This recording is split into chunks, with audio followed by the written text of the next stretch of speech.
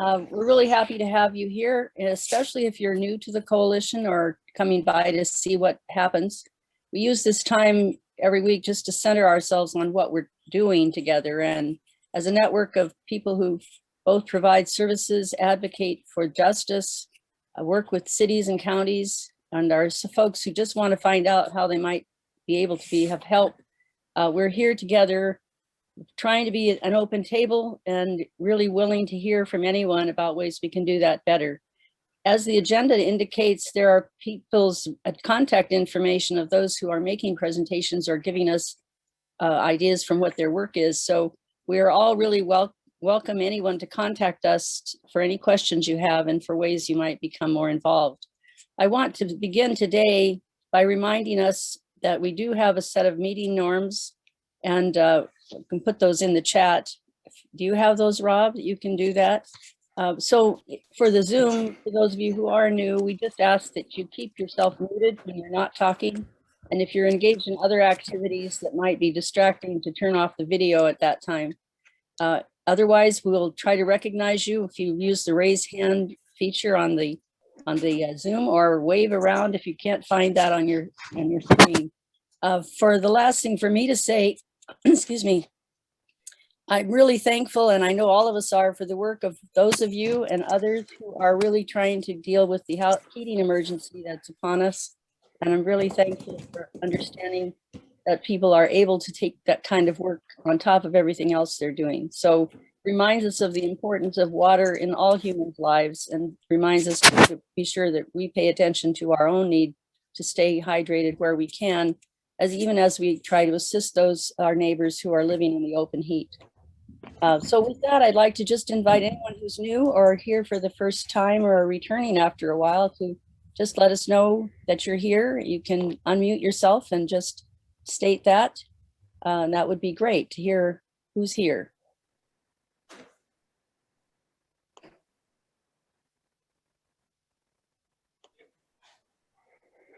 I'm Arrow with Food Not Bombs, and I've been at a couple of the meetings, but it's been a while since I've been to one this big. So Arrow with Food Not Bombs, and I use they, them pronouns. Thank you very much. Welcome, Arrow. It's very great to have you here, and appreciate your work.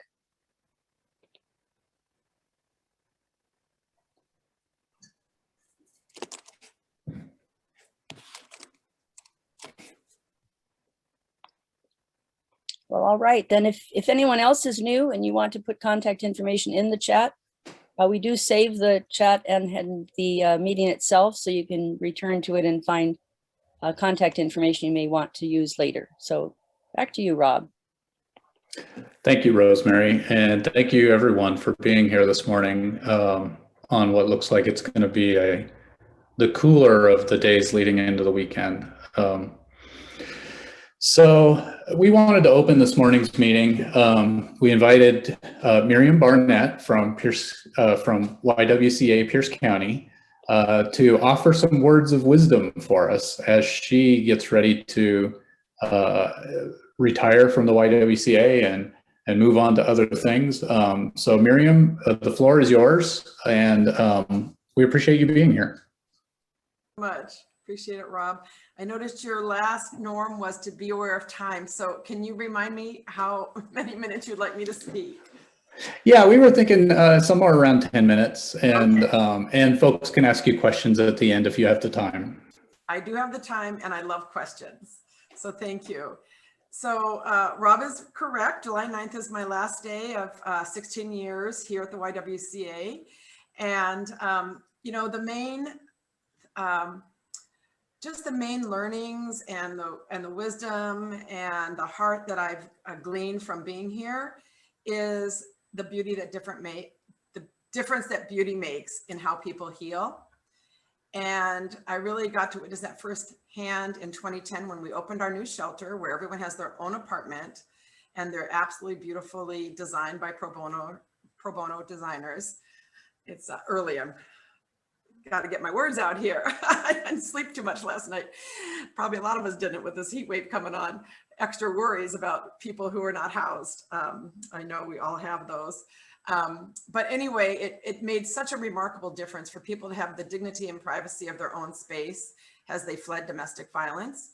And so once that was in place, I was like, how can we have people living in our shelter in such beautiful space and then coming down to this building, let's say to bring their children for therapeutic children's programs, and have that not be beautiful space. And so the next thing, the shelter was a $5 million campaign. Then redoing the space the shelter had been in the 405 building that I'm sitting in was a $1.2 million campaign, and allowed us to really grow our legal and children's program. And then we just wrapped up the building behind me, the drawing of the building behind me, which was a $23.2 million project. And this was, this is housing for homeless families. It's 54 units with 91 bedrooms, 63 bathrooms, and 54 kitchens. And the 3 bedrooms have 2 bathrooms. So that's where we get the little bit of an increased count there. But we have studios to 3 bedrooms. It's an absolutely beautiful LEED certified building. We have solar panels on the top. We have a rooftop garden with $1 million view, literally, of complete view of Mount Rainier and of all Commencement Bay, with patio furniture just for people, that the rooftop patio areas just for adults. But we have a big playground as well for the kids. We have about, I think, 80 or 90 kids in the building right now. And once again, the difference, we didn't go for cheap materials. All the cabinets, all the drawers in the kitchens and the bathrooms, soft close. We really built this building through a trauma-informed lens, which was really interesting because contractors and architects don't really understand what that means. And they really had a hard time imagining what we were asking for until we really explained why we focus on trauma-informed. A slamming cabinet can trigger a trauma response. And so once we really spent some time educating why we wanted these things, then they came on board. And in the end, they're very grateful for the education they got through us. They just, I don't think it ever dealt with a client like us. We were quite demanding that this project be done to our specifications. And I think when you're working with an architect who is proficient and has only done low-income housing, they weren't used to, they're used to people just kind of wanting to get it built and wanting to get it built as cheap as possible. And that was not our philosophy. This was the first project of over 100 projects our architect had done for low-income housing that was on view property. So that made me really happy too. So anyway, the other thing I'll just mention that was such a joy for me and a huge nightmare is that one day I was walking to work and I thought, you know, if these families are coming out of living in their cars, being in shelters, like they're not going to come with equipped to like have what you need to have a home. I mean, everything from dish soap to laundry soap to toilet paper, right? So I went through every single thing anyone would need in a kitchen, bathroom, or bedroom. And I made lists, small, medium, large, because we have different size apartments. And I shared that out with the community that wanted to maybe adopt a room or adopt a unit, or just buy one thing, just buy us one coffee pot. And in the end, we had over $111,000 worth of in-kind donations and about $25,000 worth of just financial donations. And so every single person who moved in this apartment opened their door not knowing that everything was provided for them except furniture. And then I used the money we got to deal with what people needed for furniture on a case-by-case basis and just got them what they need. So I worked with Habitat to get new beds. I bought all their beds. I think they have no more beds even still. And they delivered them for us. I bought dressers and couches through Harkness Furniture, who were so wonderful to deal with and provided everything for me at cost. And if you don't know, I didn't know, furniture is a huge markup. And they also delivered for free, where usually that would be $150. So just a lot of community support. When we were preparing the rooms, when we knew we had a client moving in, I would go stage the room. So the towels were on the rack and the dishes were put away. It wasn't just like, you know, so it was kind of like a treasure hunt. And that's what I heard from a lot of tenants, is that it was so fun opening drawers and finding something new.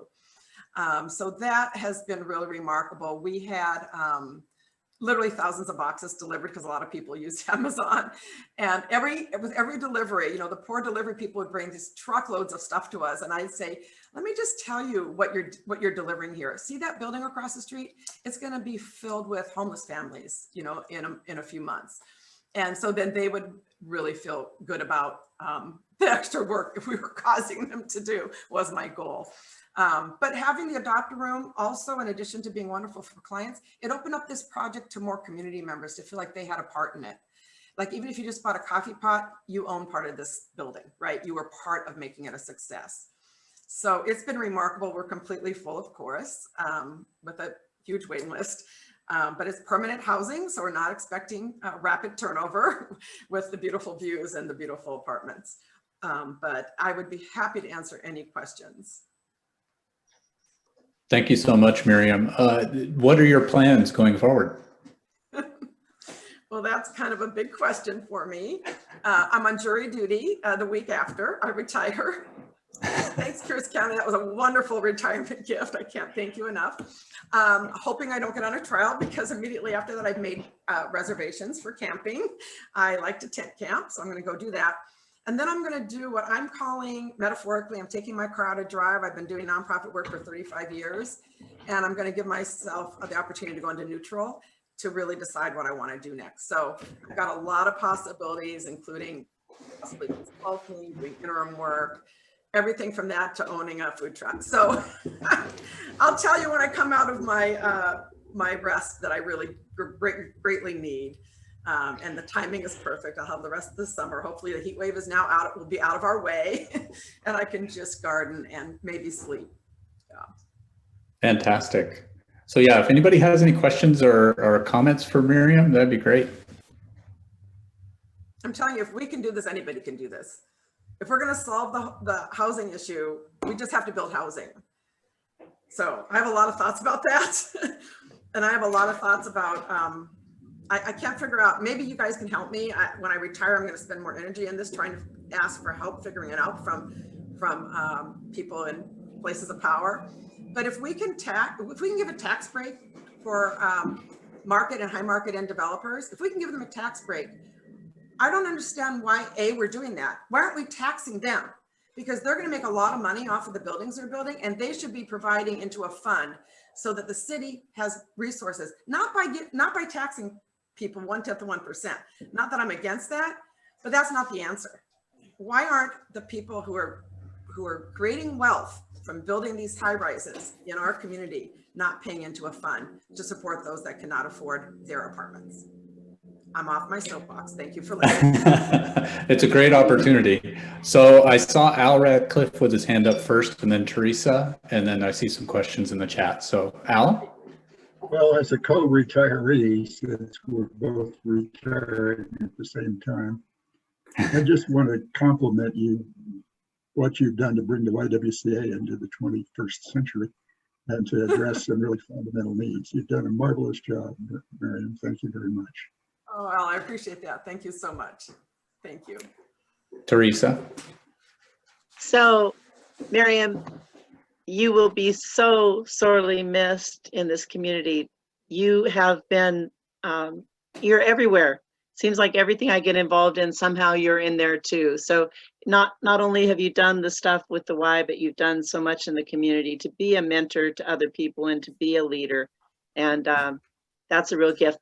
Also, your notion about the way taxes ought to work to support low-income housing are spot on. So if you have more leadership after you take your break that you would like to, bring it back to us, please, because that is really where we need to go. We need to find a way where it's not just the low end of the income bracket that is paying for low-income housing. We need to tap into the wealth, and we need to make them feel joyful about doing it. So thank you for all you do. Love that ending. We do need to make them feel joyful about doing it. I agree. Thank you so much, Teresa. Somebody else? There is a question. There is a question in the chat about what the location of the new building. Oh, thank you. Sorry. 408 Broadway, right across the street. So I got to watch this building be built when I was in my office because I have come to work every day during COVID and it kept me going. So 408 Broadway, I welcome you to come by because what you'll see on the outside, which I forgot to mention, is I also believe that the arts make a difference in how people heal. It's part of the beauty. And so all of our projects incorporate the arts. I spent 15 years in arts nonprofit before I changed. So it's very dear to my heart. And I believe very strongly that the arts are not a frill. They're not an extra, they're critical. And so if you come by our building, the first thing you'll see is a beautiful mosaic above the door at 408 Broadway, which is actually the entrance to our expanded counseling center. 402 Broadway, same building just around the corner, is the tenant entrance. But above 408, you'll see this beautiful mosaic. If you just go right behind it's a little hidden, but it's outside, right behind the brick pillar, you'll see this beautiful heron. And then if you look through the glass into the entryway to our counseling center, you'll see the Salish Sea on 2 walls. This was all done by Claudia Retnier from Exia Tiles. And starting today, we have a mural being painted on the outside in the parking lot. So it will be in 3 different spots in the parking lot. It's being painted by Parico, the artist, and I'm super excited about it. And I'm incredibly excited that he's getting started today because that means he'll finish the first section before I retire. So you're welcome to come by. And you know, if you want to see the inside, I can't show you any units, but I can show you the common spaces. We have a beautiful community room in addition to that rooftop garden. I can show you some other art features, but I am retiring July 9th. So I'll put my my contact information in the chat. I'd be happy to give you a quick tour. It doesn't take long since we can't see units. Thank you, Miriam. Danielle, you have your hand up. Hello, Miriam. I don't know if you remember me, but I do remember, of course. I just wanted to just congratulate you on all that you have done. Like that agency, I really believe what flows from the top goes through the rest of the body. And you definitely cared for folks, and you had this big resounding vision of taking care of people who've experienced trauma. And I just appreciate your intentionality. What you did is unprecedented in the DV world. I've seen other DV programs and it's unprecedented. And I just hope that other programs can glean from what happened at the Y and follow that example. And I just want to congratulate you, and I just wish you the best, and I hope to see you in the community. When I grow up, I hope to be just like you. Oh, that's so sweet. Well, I'm not leaving Tacoma. I love Tacoma. Tacoma is my home. I moved here in 2000. I've lived here longer than anywhere else at this point. But thank you so much. And I also want to just say, just to kind of plant a seed, one of the things that keeps me going is trying to remember to always look through an abundance lens and not a scarcity lens. And I think a lot of time, especially maybe in nonprofits, I don't know, I've only worked in nonprofits, we can slip into scarcity pretty easy. But when that happens, then we're not really serving our staff, our clients, or anyone in the same way that we can be if we just, and I have to remind myself sometimes like, oh, you're slipping into scarcity. Scarcity thinking leads to fear. And for me, that paralyzes me. So I just try to bring myself right back up into thinking about abundance. And the other thing I want to say, because maybe if I actually really do this, you'll all buy my book that I'll probably never write. But if I write a book that probably no one will want to publish, the title will be When Good Enough Isn't. And it's the whole concept of how we treat people by giving them kind of like, you know what I mean. I did a TED Talk about this, giving them like the things we don't need anymore with holes in them and thinking that's good enough. It's actually not. You should be buying them new clothes. It makes a real difference for people when you hand them something new. Yeah. Are there other questions, or I haven't really looked? Oh, it's not. It's not just for domestic violence victims. 75% are for people who were currently homeless when they moved into our building. Our property manager did all the screening for us, Coast Management, and 25% are for other barriers like domestic violence, disability, things like that. Kevin? Yeah, thanks, Marion. I want to share 2 thoughts. One is I really appreciate how you have led through a racial equity lens, and you've always been at the forefront, not just of the work at the Y, but in our larger community of calling us to honest conversations about the need to address racial inequality. And so I've really impressed how articulate you've been on that and how much you've been out in front and pulling us along with you. And then on a personal note, I want to say kind of the servant leadership model. I don't know if you remember this, but we first really started chatting outside the Food Connection. This European bakery had opened up in Gig Harbor, and you were over on that side of the bridge at the time, and you would pick up the donated bread and bring it down. And of course, folks would come right to the car, and you just started handing it out. And I remember talking to you. She was like, "I can't do this at my work because I have to do all the official director things." So it was human contact, and I just always liked taking that image of you handing bread out and having conversations with the people who came up to you and helping them pick out the kind of bread that they like, and how much joy you had while you did that. So it wasn't just all the big edifices; it was the one-to-one that I'll take as a lesson. So thank you, Kevin. I actually forgot about that. I called that my bread ministry. I'd go on my lunch hour. Yeah, it was great. And, I'd give the clients here, at the time we only had the shelter, we didn't have these multiple buildings, and they would get all the bread they wanted. It was, it's actually bread from Panera, so it was very fresh. They don't sell day old bread there. And it was pastries as well. And then what I'm going to do, because literally it filled my Prius to the max every single Sunday night. So I'd show up Monday at my lunch hour or Tuesday sometimes. Yeah. Thank you for letting me do that. I didn't ask permission, by the way. That's how I work sometimes. You can ask for forgiveness. It's easier to ask for forgiveness. That's my motto. Yeah, mine too. Yeah. And we still have so much work to do in our community with racial justice, and I am not going to stop. I mean, Manny Ellis's murderers are still on the payroll. I can barely breathe when I think about it. It makes me so angry. So I hope you'll continue to fight for justice in our community, because we've got work to do.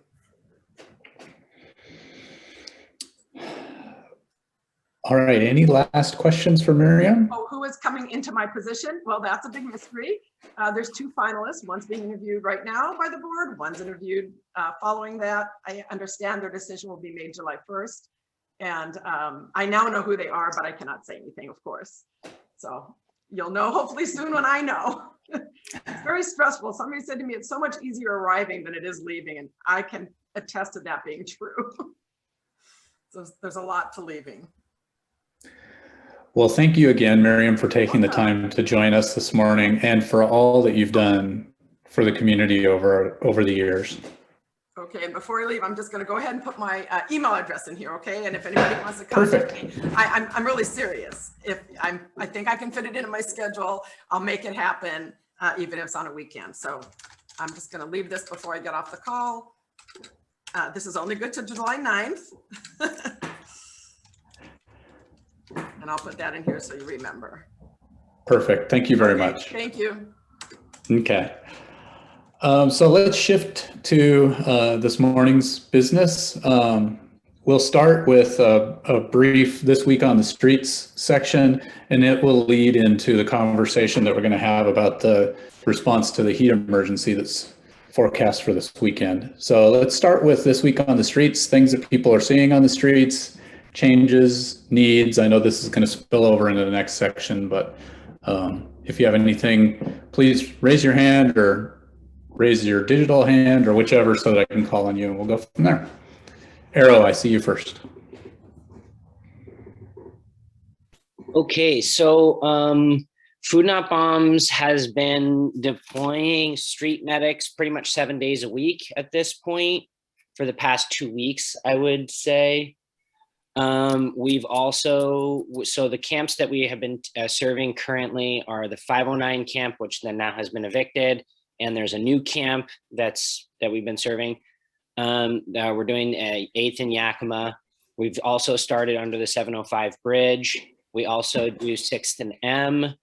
And those are sort of the main camps that we've been serving right now, but we're going to pick up a new camp that was offered that we should start serving as well. So every Saturday we do our food, water, hygiene supplies, menstrual packs, tents, tarps, things that we've gotten. And then throughout the week, we do our medical rounds, which includes post-hospital care, wound care, and things like that. So we've pretty much been going 7 days a week at this point. And one of the things I wanted to share in terms of what's going on in the streets right now is that the 509 camp was evicted, and about half of the camp members moved across the river, which now I don't mind sharing. It was confidential, but now I don't mind sharing, was right behind the Tagro plant. And yesterday or 2 days ago, they received notice that they're going to get evicted from there. There is an issue in terms of dealing with that eviction because it's tribal land. So like pressuring the city of Tacoma is less about stopping the eviction and more about providing a space for them to go.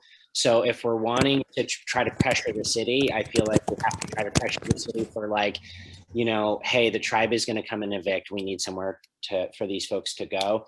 The folks that are going to get evicted include elders, trans folks, Black folks. There's currently someone who just got out of the hospital from a gunshot wound that we've been doing daily wound care with.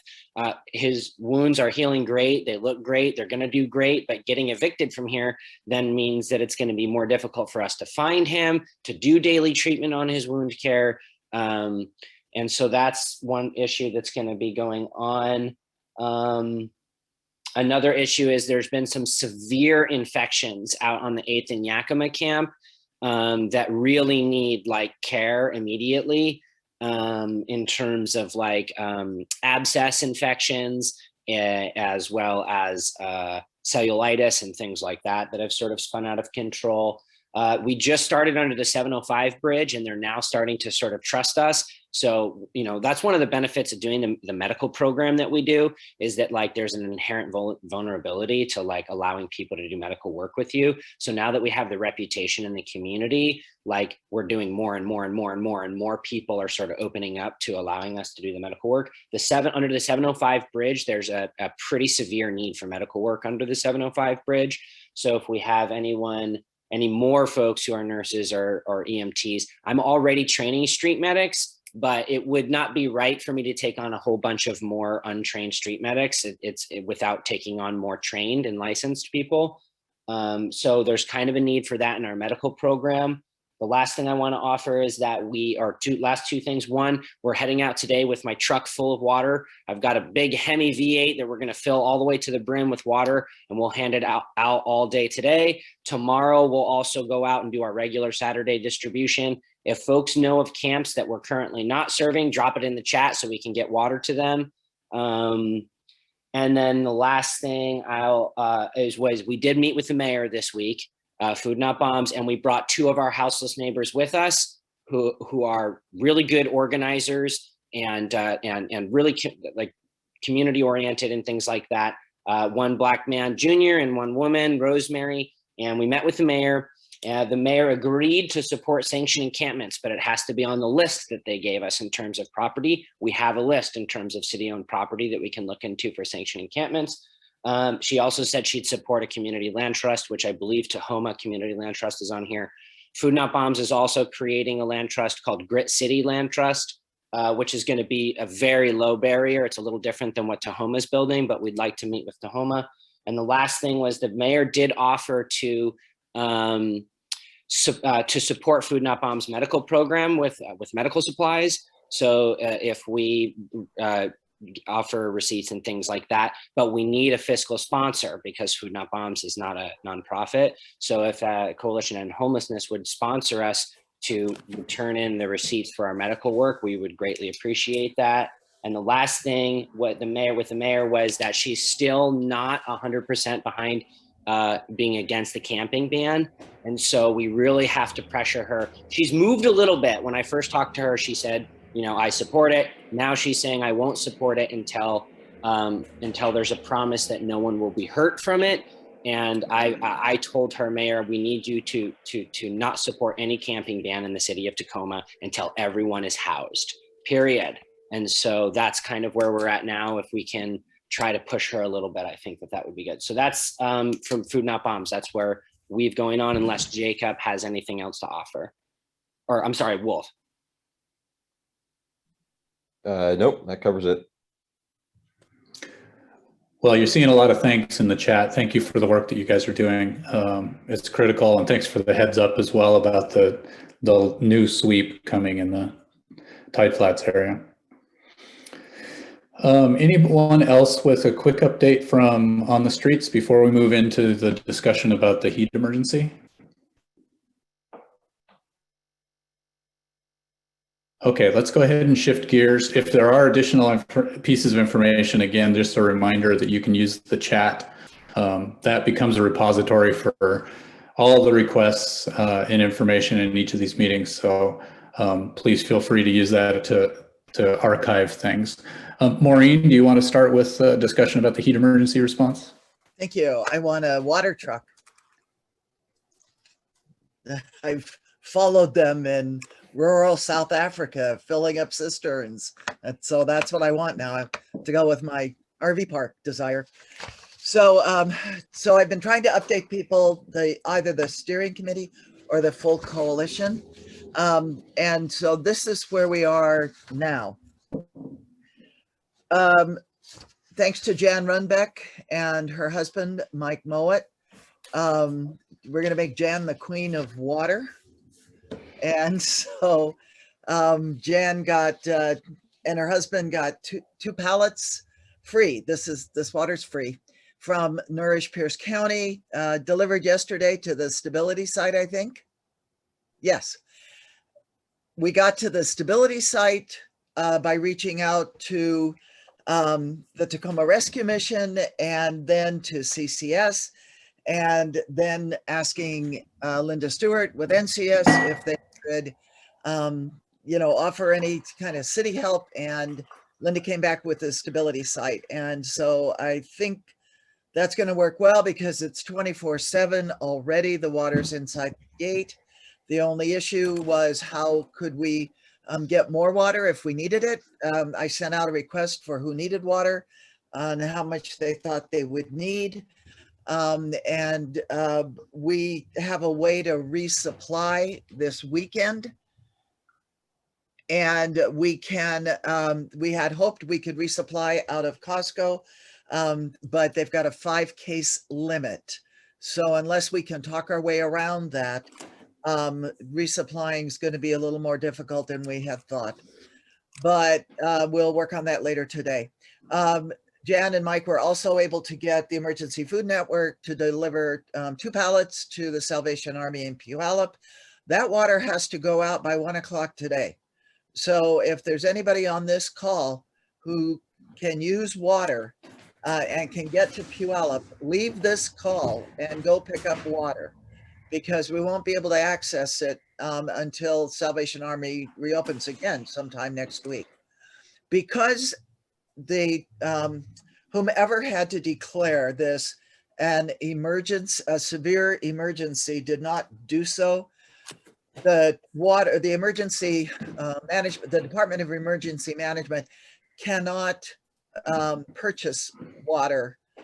It's just things we just have to deal with. So the city of Lakewood and the city of Puyallup were both looking for water yesterday afternoon. So we let them know through Pierce County Human Services that we did have water in Puyallup. We're pretty sure the water out of the stability site will go, but our bigger concern is getting the water out of Puyallup quickly enough. To get the water and all of the information's in the emails that have been going to the full coalition. I'll do another one after this meeting with an updated outreach chart, that kind of thing. And then we will, basically what you do is you show up at the stability site, you give your name, your organization. Doesn't have to be written down. You don't have to be a 501c3. If you are a community volunteer, say that. If you are in any way affiliated with this coalition, say that, and take the water you need for the day. All right. So that we can extend its use as far as possible. The city is not itself opening cooling centers, but RISE is. Now, Garrett is updating the coalition's website constantly.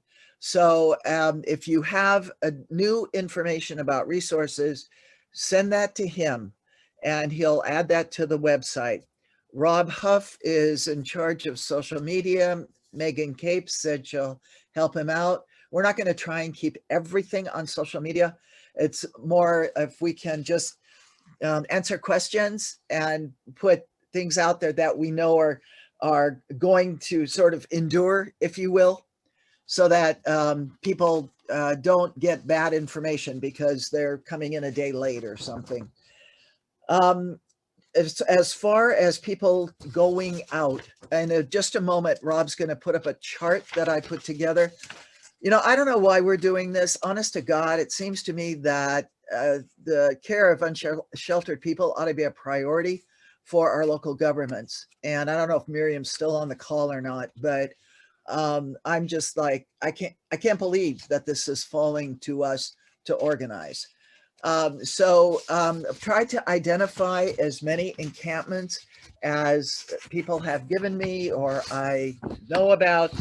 I've asked all of the outreach teams whether they are funded or they are volunteer groups we know about, if they're where they're going, if they're going, where they're going, and when they're going, which days. And like I said, we'll put that up in a minute for people to take a look. Here it is. Okay, so this is pretty basic. If you, and I don't know, can you write on as people talk, Rob, for a minute if they see something? If not, we'll catch it in the chat. So 6th and M, if there's an error, tell us there's an error, all right? 6th and M, 8th and Yakima, and more than one group can go. These are not proprietary, all right? There's a small encampment at between 2nd and 3rd and South G across from Wrights Park. There's one back at 7th and Fawcett. I think it might be the same one. People are saying 7th and Tacoma Avenue, but I'm not positive. An encampment on the Hyalbos, the 705, 34th and Pacific, 38th and McKinley. That's at the off-ramp about a block from the fire station. I don't know if this is two encampments, and I don't know if they're both McKinley, 74th and McKinley, 72nd and McKinley, 69th and Proctor. Wapato Hills is Metro Parks. They've got 5 campers there and 3 dogs, and they say you can drop the water at the corner. I'm getting like more into this than I had realized. Metro Parks also has several campers at Oak Tree Park. I reached out to Metro Parks, to the Port of Tacoma, and to Washington State Parks and asked if they had encampments they knew of that might need water and if they needed help getting water. So Metro Parks came back with these 2. The port said they didn't have any they knew of, needed any assistance, and the state parks didn't come back. I put that RV park, Ording Sumner. I know Paula's doing, New Hope's got a big day. They're over on that Geek Harbor Tea Peninsula, working with those folks. But Paula was going to check and see if they needed water, if they've got enough drinking water there. That's that encampment. It's not an encampment. It's a mobile home park where they've added about 50 RVs in various states of disrepair. And we know that there are elderly people, there are people with disabilities, and there are children with their families there. The safe parking sites, I don't know if TRM just came in and said they would include them if, so they need the addresses if Jan or Colin, if that's a need. If they're covered, we're not going to worry about them. Nativity House, I don't know if anybody's on from Nativity House. They asked about water. They were thinking about setting up sort of respite, I guess shade tents or something in the parking lot there. And I don't know, I haven't heard that that's confirmed or not. Some of the groups, just like People's Assembly and the Tacoma Mutual Aid Collective, they don't really identify where they go by the named encampment the way some of us do. So that the hilltop encampments or the downtown ones. There are 2 small encampments the Key Peninsula folks came in with, just, 5 or 6 people in each. And then, like I say, Paula's out there today with all of her stuff. And then Kimberly Ellison from TRM said that they're going to several locations in Lakewood. Now, we know that they we know from Jeff Rogers, who's with Pierce County Human Services. He's the supervisor for the homeless programs. Jeff has been participating in the Pierce County Department of Emergency Management meetings and then updating me, as well as Heather Moss and John Darby, who are above him in that structure. And it's clear from what Jeff has reported that the smaller cities really are trying to figure out how they're going to meet the needs of people who are experiencing homelessness in their cities, even if that's not what they call them, if they don't call them people on the streets, whatever it is they say. So we know that people are working, within the governmental system. We just don't know what it all looks like. So we know that we have additional trucks available if needed. Garrett and Monique and Jeffrey Boyce, Monique Brown and Jeffrey Boyce have all said that they've got pickups that are available. We know people are reaching out through social media, asking how they can help. We know that Megan has offered to reach out to Tacoma Democratic Socialists of America if we need people. I don't know how many people we need, and I know sometimes you can have too many people in the wrong place. No heroics. If you're going out, no heroics. This is like when you're flying with a child and they tell you at the beginning of the flight to put the child's oxygen mask on first. You stay hydrated first so that you then can help somebody else. And this is not, this is the time when if you see signs of heat stroke, any kind of illness out in anybody in the encampments or who's on the street, it's a 911 call. And it's a Pierce County Emergency Center call if you see something that you believe as a citizen that our local government ought to be responding to. What else? For the folks in encampments, when you're talking to people, if you know people or people with their stuff on the street, wherever they are, we can help them replace their stuff. We cannot help them replace their life. So if it's a matter of, I won't leave because, even though I need medical attention because of my stuff, we can help with the stuff after the fact. Now, back to water. The city of Tacoma, Linda Stewart told us at the beginning of the week that the city will reimburse for water that is purchased and used within the city limits. We reached out to Associated Ministries. They actually, Arrow, we're not a 501c3 either. All right. Those were the smiles while you were looking for a fiscal sponsor. So Associated Ministries has acted as our fiscal sponsor, for which we are most grateful. And we reached out to them, and they will be the fiscal sponsor for this purpose as well. But we do not have the details worked out yet. Associated Ministries has to meet with the city to work out the administrative end. I cannot promise that you will be reimbursed for water used in this city. I can promise we will try to make that happen. I have asked repeatedly that the county do the same thing. I don't have any answer from the county yet. So that's pretty much it. I saw an email come in from Jeff Rogers, and I'm going to be quiet for a moment and see if that is part of this conversation. And please, questions, all that sort of comments, whatever, out loud or in the chat. Yeah, anybody have questions that they just raise their hand or flag me so I can know you want to talk? Yeah, Janet? I believe Linda Stewart also said that the city would reimburse for garbage bags. They won't do it one by one. So Jeffrey, take that over because Jeffrey's done it as a volunteer. Associated Ministries would be the fiscal agent, I believe, for the garbage bags also. Yes, that's correct. And we'll give out details on this as soon as we have them. Now, Garrett was, he's not available now, I don't think. But we will, he was supposed to do a garbage bag run. I don't know if he got it done or not yesterday, but yeah, and we have not worked out the pickup dump stuff, but you can only do so many things at a time. Listen, I'm going to go through the update that Jeff Rogers just sent. Okay. All right. And actually, before you do that, Stephen had a question real quick. Okay, sure.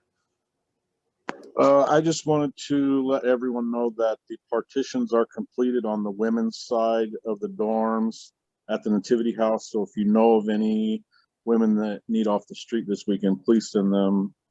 We're going back to 100% capacity. So just FYI. Thank you. Okay, we've got cooling openings at Key Peninsula Civic Center during the day today, and then basically tomorrow afternoon, Sunday and Saturday, Sunday, and Monday and Tuesday, starting at 1 in the afternoon. I'm trying to see what else is here. They'll have iced water all day and night on the Key Peninsula. Those of you on the Key.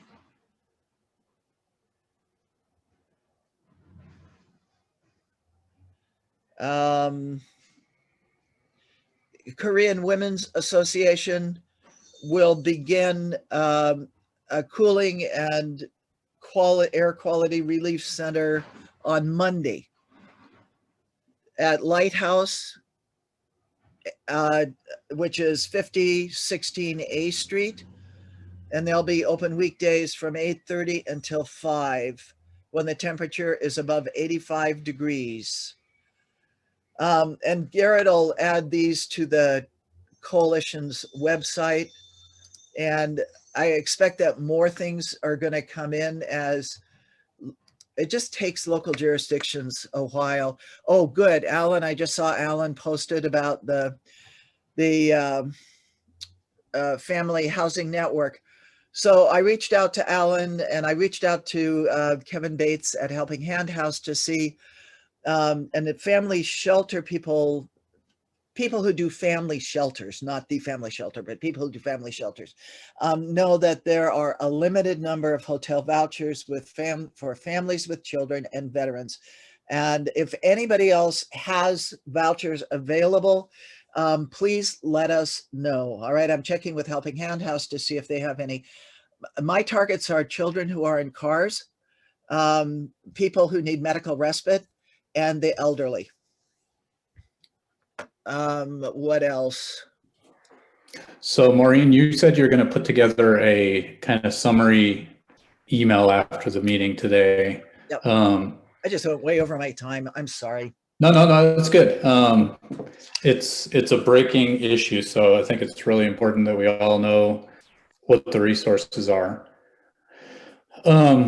So if folks have other questions, please drop them in the chat, or other resources that we're not aware of.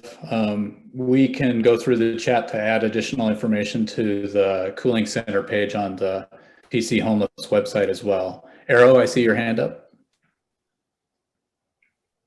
Hey, yeah, so I'm watching these temperatures also. This program is supposed to end on Monday, but the temperatures are going up for Tuesday, and now it's already at 90. The temperatures on Monday are saying potentially upwards of 108. Yeah. And so I'm wondering if we would be able to talk to the city a little bit about expanding the program at least to the end of the next week, or at least till Wednesday, or you know what I mean? So I don't know if someone's in there that could do that. Yes, so the program is ours. And it's a matter of being able to get the water.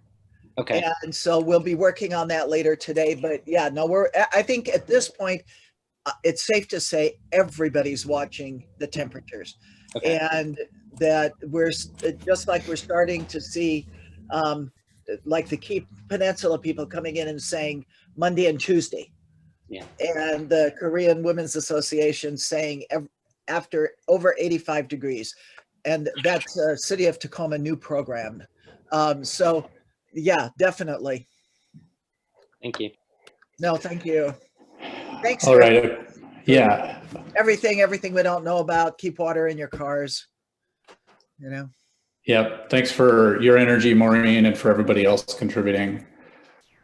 So real quick, I wanted to shift gears to something that's not on the agenda, just for a real quick update from Lori Davenport regarding the announcement yesterday related to the eviction moratorium and what it might mean for Pierce County. Both Maureen and Lori are quoted in a newspaper article in the News Tribune that at least is online today, probably going to be in print over the weekend. So what can you tell us, Lori? So we don't know too much in terms of what's going to be in the proclamation. What I've heard is that there's still a lot of negotiation and discussion going on because, you know, we've got two sides to this. So we don't know if it means anything different for the eviction process or not, but because it was a little vague. What we do know is that the reason it isn't an extension, it's a bridge from the eviction moratorium to housing stability is the idea. Fact is, most of the state is not ready to go with rolling out rental assistance with the eviction resolution program or with the right to counsel. This is not true for Pierce County. We are doing rental assistance. We have a lot of people waiting, but it's getting out, and there is so much more coming. We need to have a chance to get as many people as possible into that program. The eviction resolution program becomes mandatory on July 1st, and we have that program running. No one can evict anyone as of July 1st without getting a certificate from the Center for Dialogue and Resolution that they have attempted to reach an agreement. So the eviction process, when it starts to happen, and it will start to happen slowly, and that's I think the design, because renters will have to start paying rent August 1st, whether it's full rent or negotiated payment plan rent or whatever. So it will start to happen, but hopefully it's a slow rollout. We have the right to counsel ready to go July 1st. We have, I believe, 8 attorneys. So we are ready to go. And they are awesome. Most of them starting July 1st. So Pierce County is in good shape. Basically, this grace period is for most of the state to get up and running, including King County, which is not doing as well as we are. So, well, thank you for the work you're doing, Lori, and for that update. And as both Maureen and Lori said in the newspaper article, the key now is to encourage people to stay in their housing, work with their landlords, and then if needed, work with Lori and her folks and the folks from the Center for Dialogue and Resolution.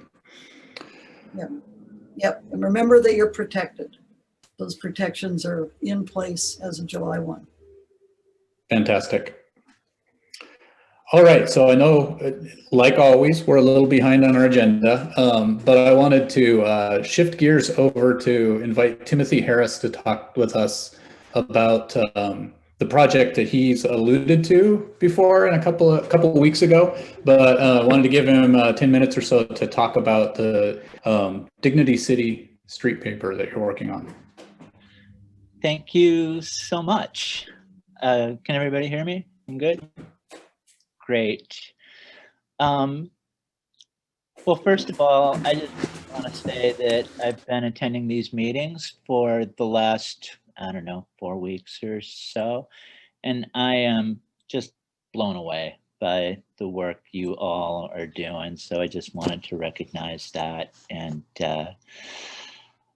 let you know how much I am looking forward working with you all. I'm going to take about 5 minutes to talk about the new project and my hopes for Tacoma, and then we'll have some time for questions and feedback. A little about myself. I started my first street paper in Boston in the early 90s and moved to Seattle to start Real Change in 94. I'm a leader in both the North American and international street paper movements, and I've been a board member with the International Network of Street Papers based in Glasgow since 2016. So street papers have pretty much been my life. To me, one of the most devastating aspects of homelessness is the everyday isolation and dehumanization that is involved. And I see street papers as a bit of an antidote to that. I think that street papers are essentially humanizing. They're a low threshold work opportunity that meets people without judgment where they're at. They're an alternative for those who often have a tough time finding and maintaining regular work to the kinds of vulnerabilities that come with engaging in the underground economy. They help lift people out of that sense of having no good options for themselves. The way street papers work is that vendors are self-employed. They buy their papers up front for a fraction of the cover price. At Real Change, the way it works is it's 60 cents to the vendors and the papers sold on the street for $2 plus tips. And the vendors, of course, keep all of that. People get their starter papers and their badge for free. They start selling immediately after a brief orientation. Over the years, vendor after vendor has told me that while the money matters, what people value most is the human interaction. Street papers erode the barriers between homeless and housed people and the relationships that get formed between vendors and their customers. I've seen as transformative on both sides. I think the relationship piece of it is really the transformative part of what street papers do. During the 26 years that I spent at Real Change, almost 15,000 vendors have sold the paper. The impact of that has just been enormous. And at this point in my life, I'm interested in extending the street paper model in ways that haven't been done before. When you look at the Pacific Northwest, there's street papers in Seattle, Portland, and Denver, and that's it. What I'm working on is a street paper model, it's called Dignity City, that can bring this opportunity to places like Tacoma, Olympia, Spokane, and Everett. And that happens by creating partnerships with local providers. The big innovation in the street paper idea that I'm working with is that instead of building a freestanding and unique paper, one community at a time, Dignity City centralizes the things like fundraising, marketing, producing the magazine, and collaborates with and invests in local partners on things like vendor recruitment and support. And the vision is to make it possible for any community that wants a street paper to have one without having to start everything from scratch. For a variety of reasons, I've decided to start this project in Tacoma and Olympia. And, given the slightest encouragement, I'm going to be moving to Pierce County in September to work on this project. The plan is to publish a first issue in November and to spend the following year working the bugs out of the model that can then be taken regionally and perhaps even nationally. So if any of this interests you, I'd love to talk. I'm going to put my name and email in the chat. And I encourage, I'm in the relationship building part of getting this thing off the ground. I want to talk to anybody who's interested. And I think we've got some time for questions now. Thank you, Timothy. So we do have a few minutes for questions if anybody has any. Just raise your hand or a wave or whatever to catch my attention. Maureen? You're muted, Maureen. Trying to behave. Not so much a question as so people know how Timothy got here. And sometimes I think people wonder, why do we spend time talking about the Washington Low-Income Housing Alliance and the National Low-Income Housing Coalition and things like that? So Rachel Myers, who's the executive director of the Washington Low-Income Housing Alliance, sent an email to me saying, Maureen, I'd like to introduce Timothy Harris. And that's how he got here. So. Thank you. Teresa? Hi. Well, it's a wonderful idea, and I wonder, my question is about content. How would the content be any different for, I'm sorry, I'm croaky today, for the Tacoma Olympia area than it is for Seattle? It's going to be pretty different. You know, there's a few pieces of this project that, well, let me just say that it's going to be a magazine. It's going to be more general interest, I think, than the Real Change paper is. I want this to be a magazine. It's a magazine that doesn't feed the polarization that we are seeing across our political culture.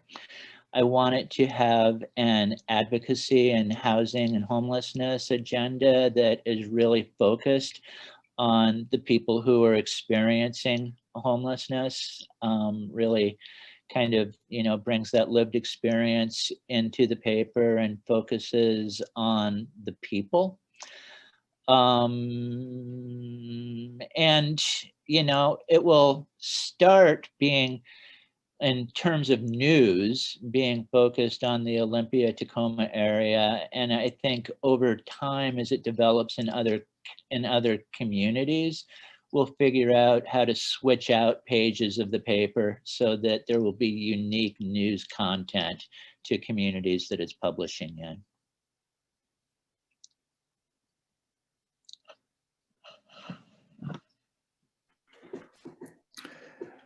Fantastic. So anybody else with questions for Timothy before we move on to the next item?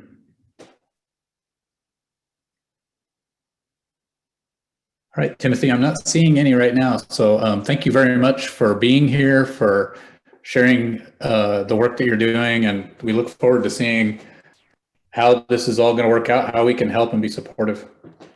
Thank you so much. I'm just putting my email in the chat right now, and I really, really encourage anybody that is curious, wants to talk to me, wants to initiate a conversation, don't hesitate at all. Thank you. Fantastic. All right, so I'm going to shift gears over to invite Mike Boyster to give us an update on the shelter work group meeting that took place earlier this week for Pierce County and the efforts to end street homelessness by November 1. Thank you, Rob. And Garrett just showed up. That's good. So I just want to say this is probably, it was a very good meeting. And I don't know if it was Garrett because he was facilitating the meeting, but you know, you take what you get. And I think it was one of the better meetings that we had. Let me just go through a few things. We talked an awful lot about data. I call it data elements and where we get it. They reviewed HEMIS, which is the Homeless Management Information System. They reviewed that a little bit. And then we talked about the point in time count. And then also there's other either organizations, providers, and so on and so forth that is out there that's collecting data, okay? And so we're trying to gather all that data, okay? Which will also be kind of a springboard of the kind of survey that we're going to be asking people for. And we're going to use the people that are already out on the street. There's so many people out there that are with the homeless population that we're going to use them. And so that was some of our conversation. And one of the things, I'm not sure who brought it up, but we're going to need a lot of people to help us when we get the survey put together, because we're in this time crunch that we're in. Okay. One of the statements that was made, it was pretty good, was shelter preference survey of people experiencing homelessness. That's what we're trying to do. How to collect information about shelter models. one of the people asked our conversation was, who else is doing, surveys? What are they asking? And outside of Pierce County, even outside of our state, okay? And I'm one of those people that I don't like to reinvent the wheel. If someone's already got something that works, okay, maybe we can use that, okay? And let me look at my list here. That was that. I sent out and I thought I was hitting the back button when I hit return at the beginning of the meeting. And I sent out the 2021 comprehensive plan. Also the website. Everything that we're doing is now on the Pierce County website. Even the meeting that we had yesterday was recorded. It says you can listen to the meeting that was out there. Also, I sent all the dates, and then also the generic Zoom meeting path. So that was on that very first note that I put in the chat. So I think Maureen jumped in there. She was on the call as well. And I don't know if I've missed something. Garrett, Maureen, any other additional?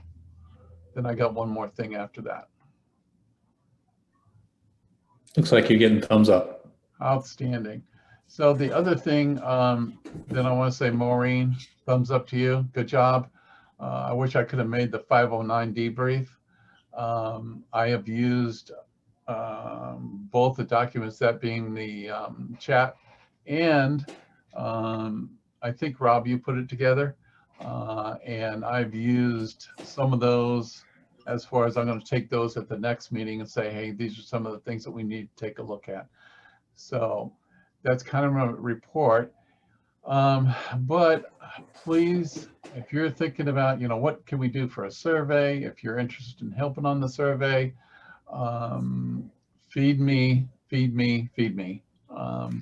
Where I think Garrett's going to be coming back with a few things at our next meeting. And during our between this meeting and the next, I think Garrett was going to be setting some visits up for us to go and take a look at some sites, and so on and so forth. So, and just a point of information, maybe I ought to put it in there, Rob, we need to change my email address because before too long, my other one is going to be discontinued. Okay, great. If you put that in the chat, we'll capture that. Okay. And speaking of surveys, I see Joanne has her hand up. Yeah, so I have a survey going out already, Mike. So I put in I gave you a private message as well. Let's work together because I have this initial survey with the deadline of July 1st, and I've been distributing it to Kitsap area as well as Pierce and all of you. So maybe initial results would be great. And then Mike, maybe you and I can go over those results, and then that can help form that next survey. Because I think that's what the county and city need to hear. They need to hear from the people themselves on the street. They need to hear from those of us working with them. We need to hear from the police. We need to hear from the county and city officials because I've circulated it to them as well. I haven't had as big a response as I would like. So if those of you on the call it takes 5 to 7 minutes, just take a peek at it. I have the link in the chat, and I've also sent it to the email, the listserv. So if we could just, it's real quick and it's very simple. And a lot of it may be like, oh, everybody knows this, but if we have all of our collected voices, it might be more of a advocacy than for our unsheltered residents. So, yeah, very good. Very good. Yeah, Mike, I'll give you my information in the chat. Okay. Perfect. Thank you. All right. Thank you, Mike, for the update. And I know there's a lot more to come and a lot to get done in a few weeks. So thank you for your work.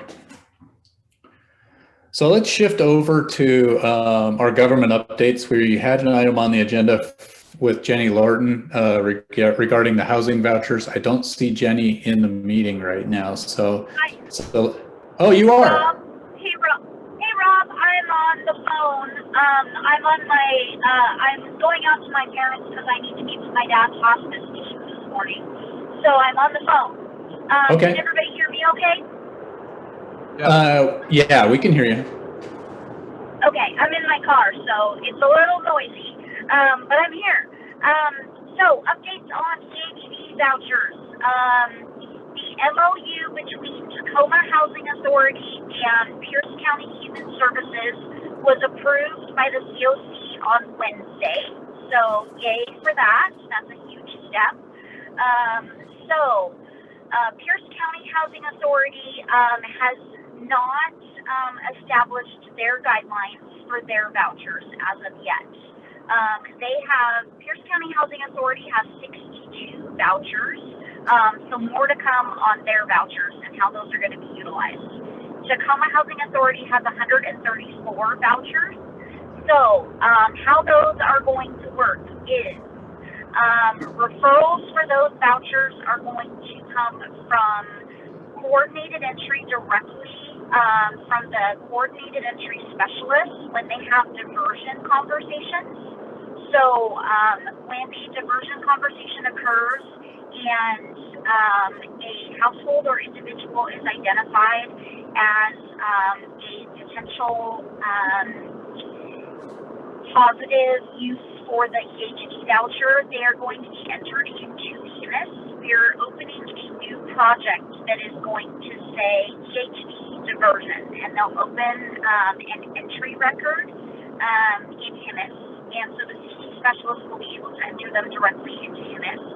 And then they will also be referred from rapid rehousing. So the rapid rehousing case managers, if a family is struggling to stabilize in rapid rehousing, so they are at risk of falling back into homelessness, when their rapid rehousing ends, the rapid rehousing case manager will be able to refer them. So same thing, they will enter them into HIMIS. So rapid rehousing EHD. And then what's going to happen is through those two referral pipelines, a prioritization list will be generated. So the same prioritization rules that we are currently using, kind of a mini EHD prioritization list will be generated. And then whomever Tacoma Housing Authority or Pierce County, that's not yet been established, that they contract with to do the application process, gathering the documentation, supportive services, will then take that list and they will start at the top and work their way down. Any questions on that process or how that's going to work?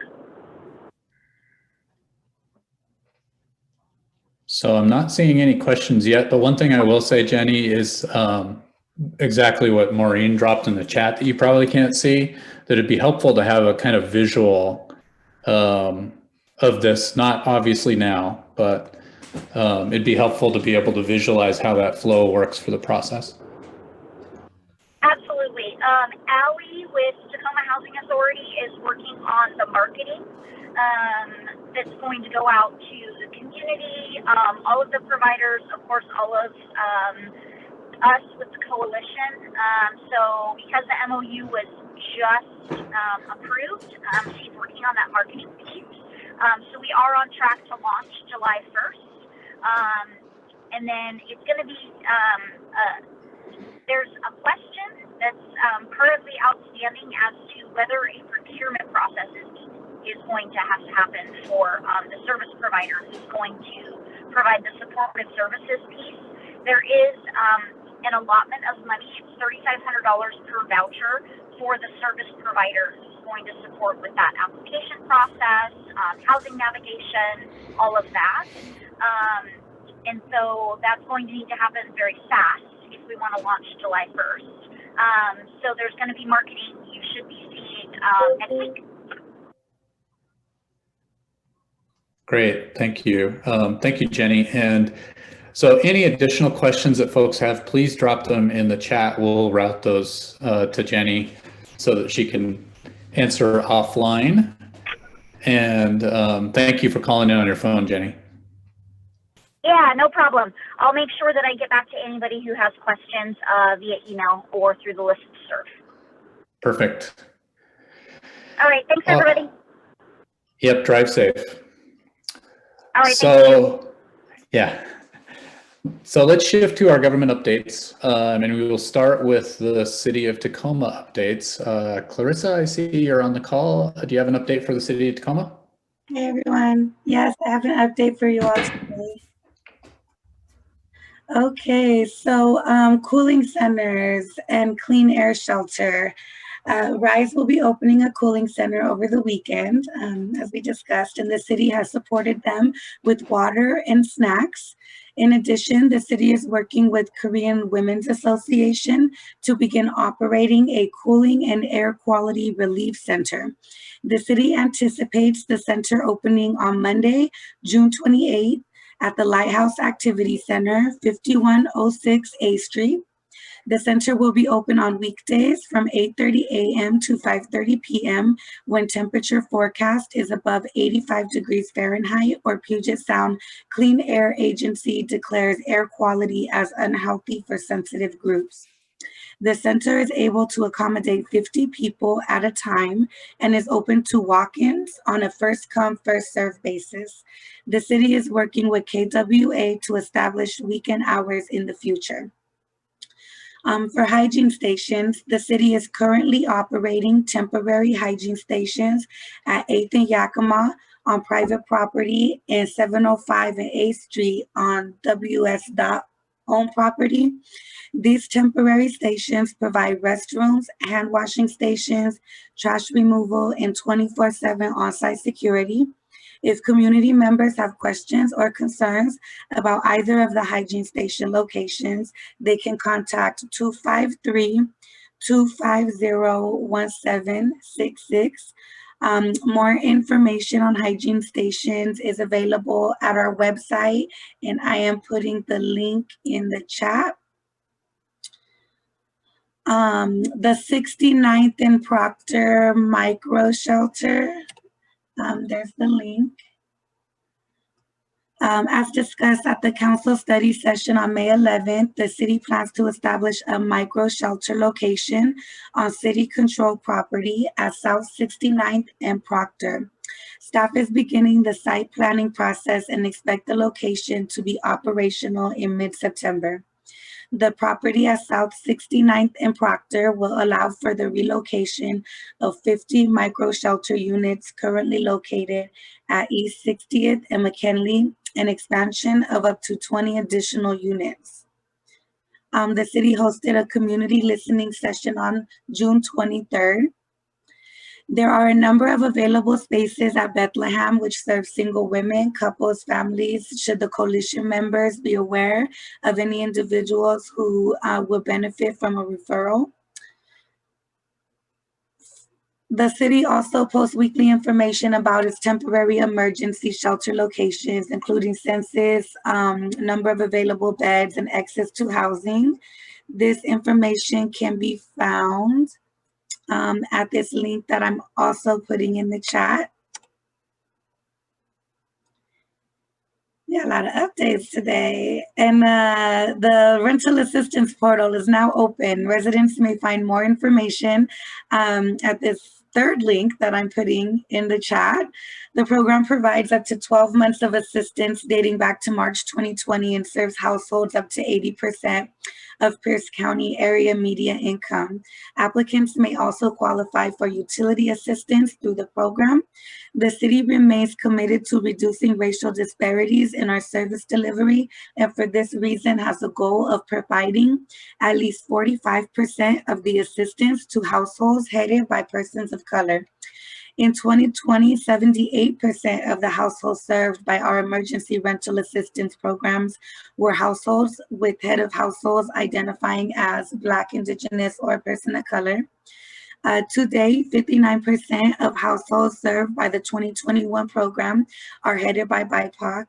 Through June 11th, the city's funding has supported 208 households and provided $1,258,030 in rental assistance.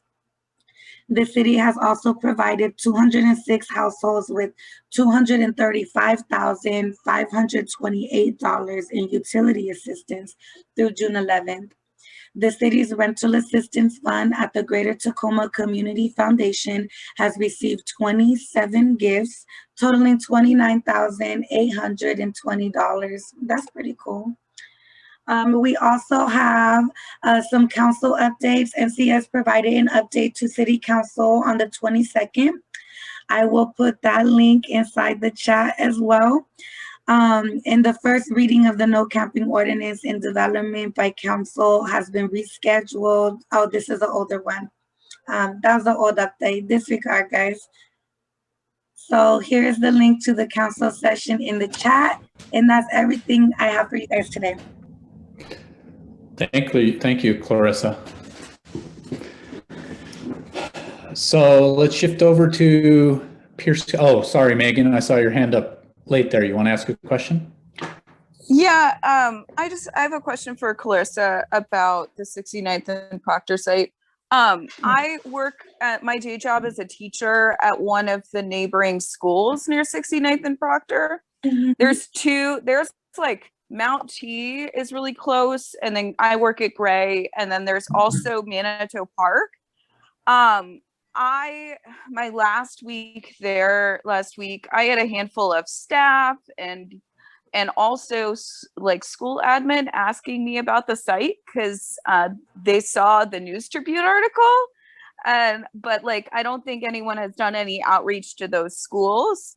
I would advocate that the city, I guess, boost the community engagement around this, because when there's not any type of the community engagement, a lot of folks like jump to like the worst assumptions, or like or with lack of information, like tend to, miscommunication can kind of fly. Especially that whole neighborhood, a lot of students walk so walk to school. So just doing that I think would be helpful. Yeah, I know. I also live in the community. This is my home community where it's being set up at. And I know there's community meetings that be held that they have been holding that's open to the public. Are you thinking about something in addition to that, like personal outreach to the schools? Well, I just know that they're within walking distance to the site. There's 3 schools in that area. I'm wondering, at least letting the school administration know. That would be kind of, I think, really helpful, just so that they're aware in case there's like parents that reach out to them or any type of stuff. So I think that's a great idea. And I also have been wanting, just a side notice to maybe, I think what you said is real, is true. And I think there's a lot of bias. Like when people don't know something, they allow the stereotypes they've seen to put the images in their mind, and they fill the gaps themselves. And so even though it might be safe and the crime rate does not increase when there's people experiencing homelessness and encampments, it still is a bias where community fears it. And we are looking at ways in where we could work with the community on education around that as well. Thank you.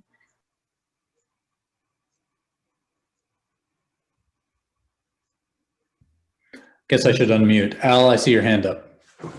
Clarissa, would you pass on to Linda that I have put in, I was inspired by Maureen's comment about having a water truck. So I have put in a call to the city water utility asking if they happen to have a water truck that can carry potable water to various informal campsites around. And I'm awaiting the call back. But just let Linda know, because I'm not trying to go behind her back or anything. Absolutely. Thank you.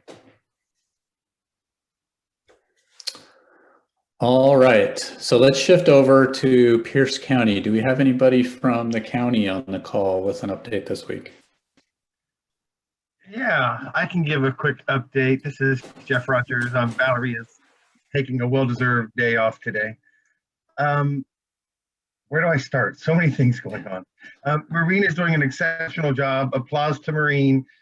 with the work she's doing around water distribution and cooling sites. I appreciate everything that you do, Maureen. You're truly, truly, truly amazing. So thank you for all that you do. In reference to the comment that was made earlier by Jenny regarding the emergency housing vouchers, Pierce County has been asked to take the lead on that service component, and 99.9% sure that we will have to go through a competitive procurement process. It will be a quick turnaround. So we will be putting out a notice very, very soon with a short turnaround to identify a provider to, or providers, multiple, single, or plural, don't know yet, to utilize funds to get people housed using housing vouchers through the housing authority, specifically who we're working with right now. Our rental assistance program is up and running. I'm sure many of you saw the news. Valerie's done a great job to keep that program moving. She wanted me to share today 11,000 households have been served. And she says that we have spent $18 million so far. So that's an impressive thing being done. And it's being done by the nonprofit providers who are contracted to do the work, the kind of boots on the ground. So we are truly appreciative of all the nonprofit organizations that we're working with to get these dollars out, get landlords paid, and relieve a lot of stress for tenants who are fearful that they're going to be losing their housing. So that's a really good thing. And we recently put out a funding opportunity for $2 million of American Rescue Plan dollars for services, shelter, hygiene, sanitation. And we've received 11 applications. And the hope is that on Monday, the review committee will come together and that next week final decisions will be made, and we'll be putting an additional $2 million out into the community. And yeah, it's just a lot going on. And I'll just share with you, we're in a budget cycle, budget process, as most governments do this time of year. And in a meeting yesterday, just really hit with me that our division, which is just housing, homelessness, and community development, for a biennial 2-year period, typically had just over $30 million that we utilize to do the work we do. For the next biennium, we're looking at between January 2021 and December of 2023, that budget is over $180 million. So you can see the significant impact that's still with us, that's still remaining. We've done a lot of work getting money out the door to provide housing and services in the last year, but there's a lot more coming that we'll be working with. That's sustainable dollars that we have to do this homeless work through December of 2020. So you have an understanding of what we're working on. And we've hired no new staff. We do have a staff position in the new biennial budget that starts January 1st. So hopefully we'll have an additional staff on the homeless team to help us with all this work that we're doing. That's it. Thanks, Jeff. And that's a huge historic opportunity and historic need, of course. So let's shift over to Rihanna from the Tacoma Pierce County Health Department. Morning, everybody. I'm posting some stuff in the chat first. Our vaccine clinic and all the other vaccine information is on our vaccine webpage. We scrambled yesterday with our comms team to update our Keep Cool webpage with the cooling sites link to it, and also the Pierce Transit information, which I'm sure you're all already aware of. Free rides to cooling centers, contact info for vaccine or clinic questions around vaccine clinic for unhoused population questions. And also I don't work for the county, but I'm sharing the community needs assessment. A lot of the feedback that survey gathers informs some of our work at the health department as well. And so it's really important. So if you could share that with everyone you know and your clients. So So something that myself and our healthcare coordination team are working on is rooted, we calling them rooted sites. And so, for example, having the health department, some vaccinators at like Nativity House on the second and fourth Tuesday, or actually it's Thursday of the month, starting at the beginning of July. So we're going to be doing that at, I think, 9 different shelter sites. We were at Alzheimer the other day, so it'll either be us or our contracted agency ambulance. So if any of you are at those shelters or have any concerns around any of those activities, please email me and let me know. Just anything, any questions, and I will answer them or shoot them over to Jenny, who is coordinating a lot of these clinics. But these are being planned, I believe, for the next 4 months for COVID vaccines, and then depending on need, maybe other things like Hep A or maybe influenza vaccines in the fall, things like that. So those are my updates for now. And just for situational awareness, I will remain in a COVID response activation halftime through August, and then I may be being deactivated, but if that's going to happen, I will make sure that I will still be coming to this meeting. So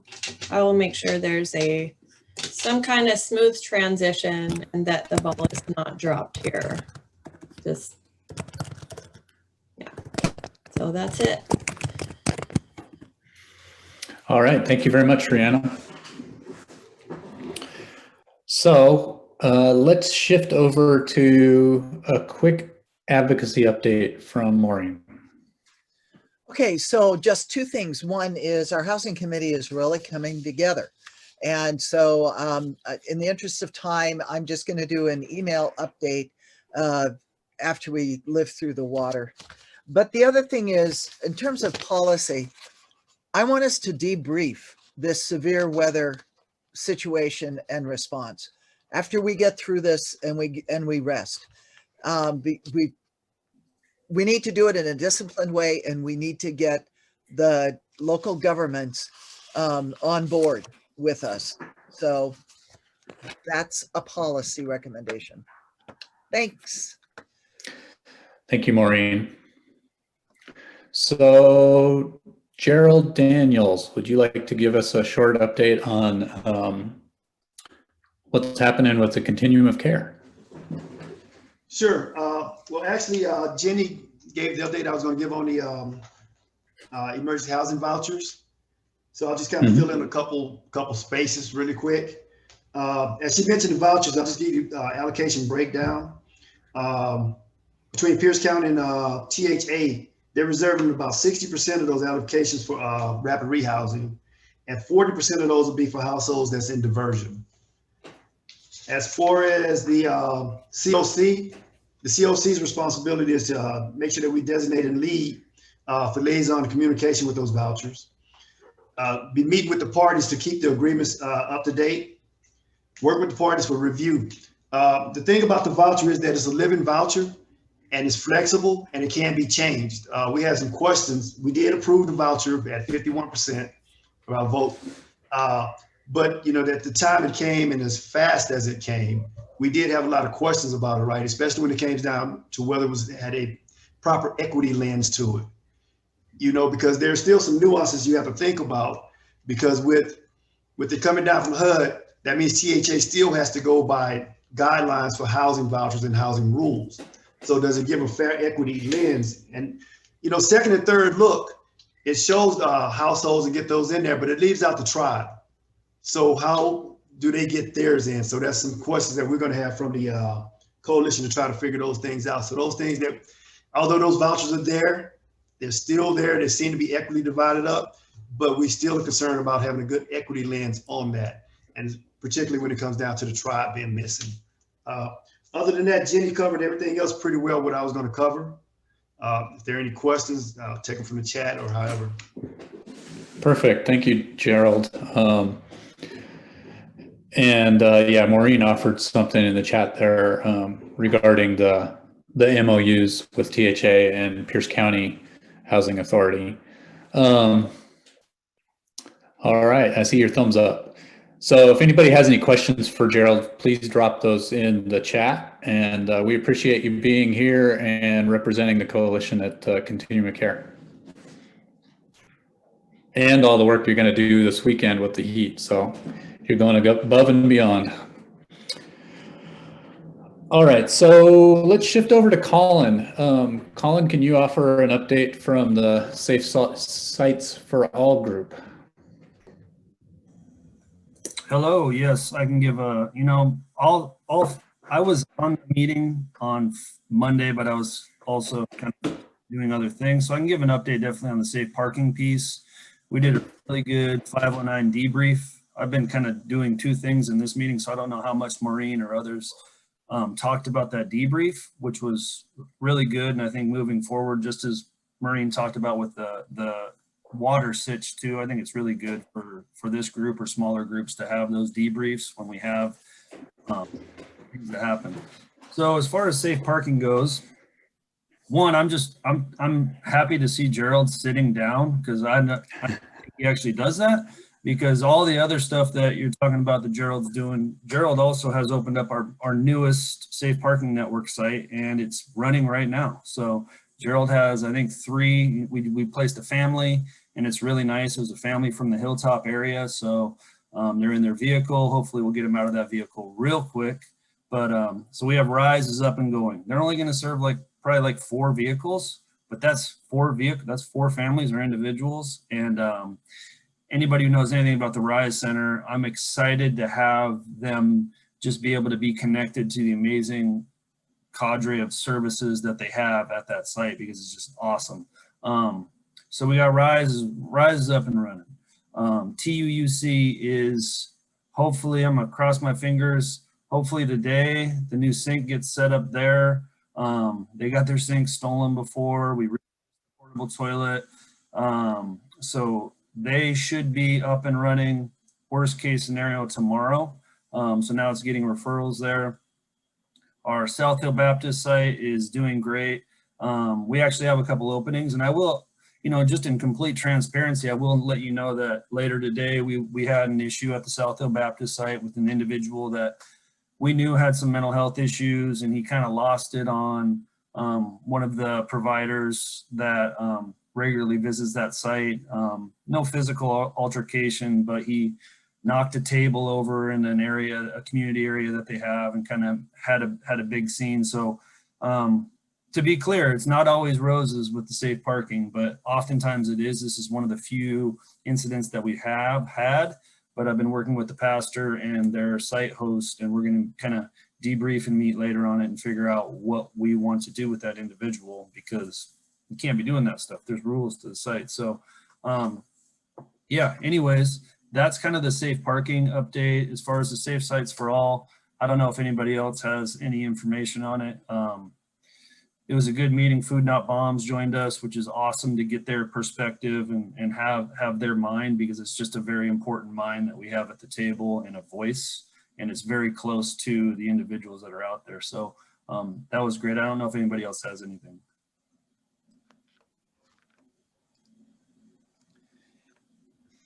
Maureen. Thanks for bringing up the debrief, Colin.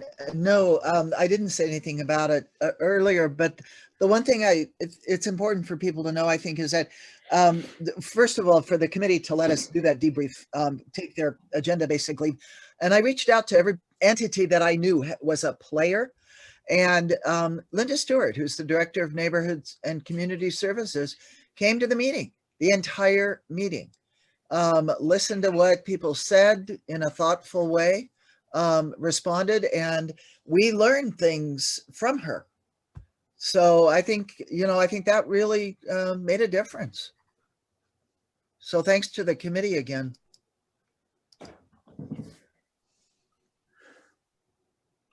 Great. And any other questions or comments or things to fill in, Jan or Kevin or anyone else? I'm seeing heads shaking no. All right. Well, if there are questions about safe parking, please drop those in the chat and we will move on to the next item in our agenda, and I'll let Garrett cue this up. Thank you, Rob. So Al Ratcliffe, Dr. Ratcliffe, announced that he was going to be retiring, and that's sad because we all rely on Al. The first time I met Al was probably a decade ago, and I was on the Tacoma Area Commission on Disabilities, and we were running some initiative. Joanne Fritchie, if any of you know that firecracker, was involved, and we were working on some items around mental health, and anyway, I can't remember the specifics, but Al showed up at one of the meetings, and we were disorganized and not terribly productive.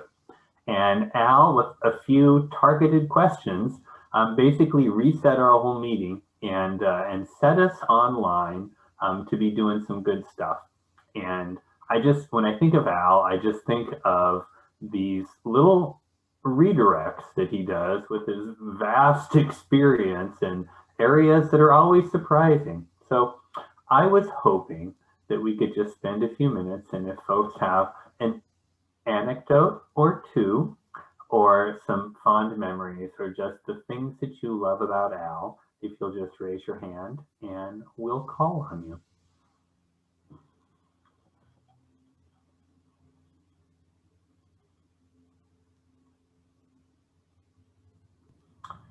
I already saw some, while I wait for a hand to go up, I already saw some in the chat. Somebody said, what are we going to do without you, Al?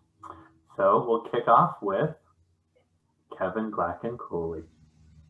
My comment is much along the lines of Garrett.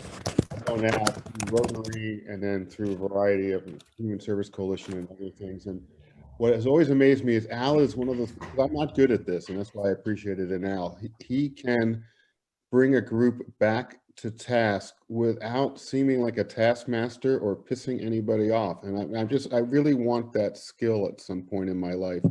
Both the courage to stand up, but also the ability to do it in a way that brings people along, acting like he knows everything and we didn't. So I'm going to miss that energy, Al, and really appreciative for all you've done for the community over all the years. Awesome, Kevin. Mr. DeForest. I've worked with, it's just crazy to imagine Al not being a part of something or anything to do with homelessness in Pierce County, because I swear he's at every single meeting, and even when I'll notice that he's not there, he usually ends up there if you give him a couple weeks. So, my experience with Al is very similar. Obviously when I was with the city of Tacoma, he was always there. His ability to volunteer is something that I think is such a high watermark and an example for, if you really want to speak and you really want to talk about and complain or do this, that, or the other, there's ways, actions are how we get there. And Al has always done it with actions. And so I just appreciate it. And also when I was new to the city, I was super scared of Al because he was so damn smart and he just had so much knowledge, but I quickly learned, so I was always on defense with him. But then I quickly learned that he was one of the first people that I met that was crazy smart and also crazy experienced, but was also willing to listen to what you had to say. And he would also change his position when his position was wrong, which I've seen happen many a time. And he kind of works through that. So usually his position's right. But to me, that was really, I really got a lot out of that. And I kind of also, last I would say is that he talks a lot, and that was the other thing I thought about him, was that he would just kind of talk over you. But I quickly learned in working with him that he was so willing to listen to you and give you space to talk also. And that's something that I've always struggled with, and I've really tried to learn from him to really genuinely hear the voice of the other. So I appreciate, knowing you, Al, and I'll believe you not being at meetings when I see it, because once again, your actions always speak a little bit louder. So I hope to see you more. Thanks, Colin. Dr. Powers. I want to just build a bit on Colin's comment about the word I was thinking of when I thought of you, Al, is everywhere. And I retired a few years ago and started coming to meetings with Teresa on homelessness issues, and every meeting I went to, you were at. And not that I was everywhere, but I was trying to get exposed to everywhere.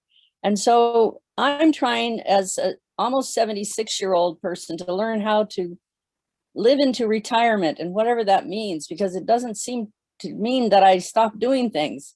So I'm looking forward to seeing the evidence that you want to provide by taking this step to see how I can learn how to be retired too at some point. So thank you for your work.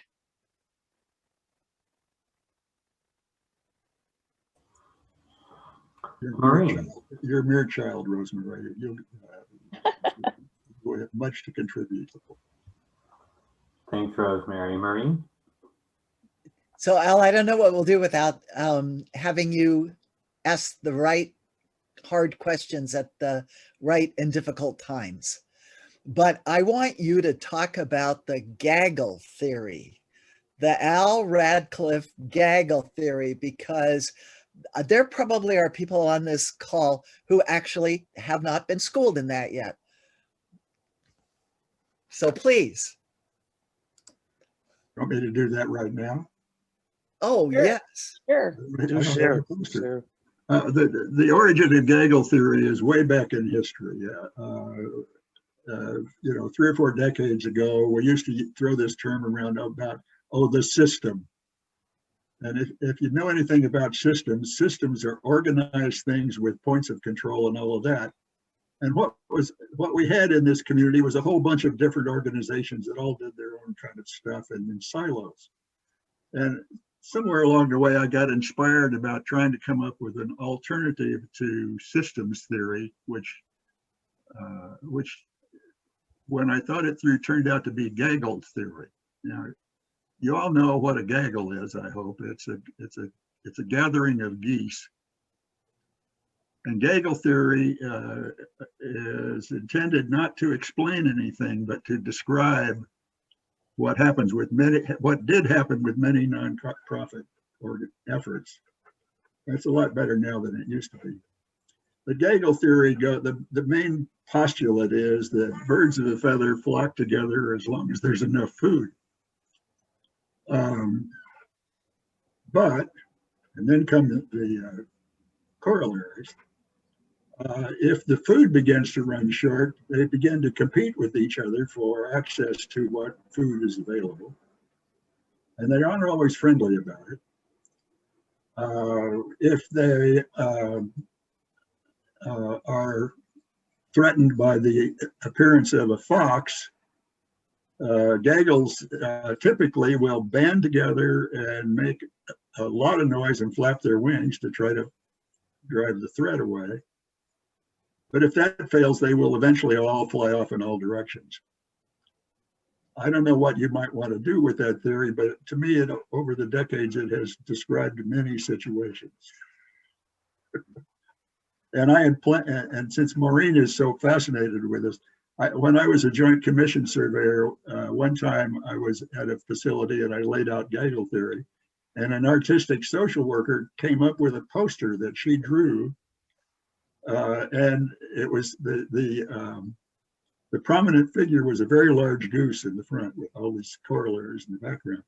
But she pointed out to me that in a very subtle way she had inserted the initials NASW at the anus of the goose, which I thought was very creative. Thank you for all your comments. I am so impressed with what has become of all of us over the past 3 or 4 decades and how much more genuine collaboration there really is now. I have reached the point where when I used to be focused mostly on getting organizations or people that were doing the same thing to at least talk to each other and coordinate. Now there's so much going on, I can't keep up with it. And there's so much collaboration, I don't need to be doing that anymore. So I'm going to officially depart, although I'll probably pop in occasionally. I don't think this is the same kind of retirement that Garrett announced when he retired, but he popped back in and who knows what will happen. I sort of feel like I'm moving to a new city and have to establish a whole new life. And it'll be interesting to see how that goes. But in the meantime, take care of yourselves, folks, as well as the people you work with. You are very important as they are. Thanks, Al. I think I'll miss the cheerleading the most, honestly. The who? Always the cheerleading. You always have positive words to boost people up when you think they're doing good, and I have appreciated that.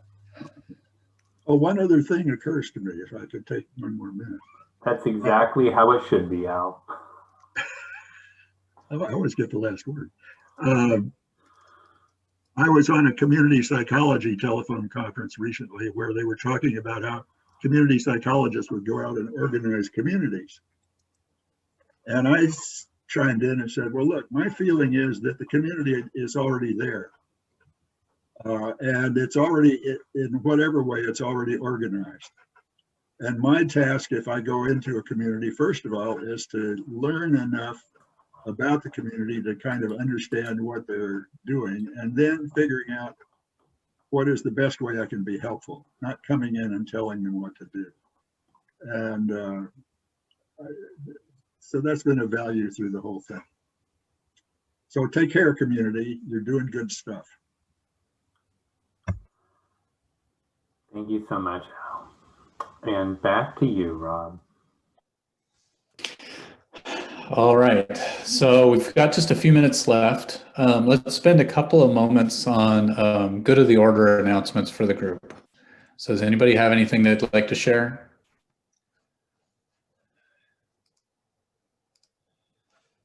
And of course, the mice goes for the cheese. Oh, hey, Rob, this is Julian. Hey, everybody.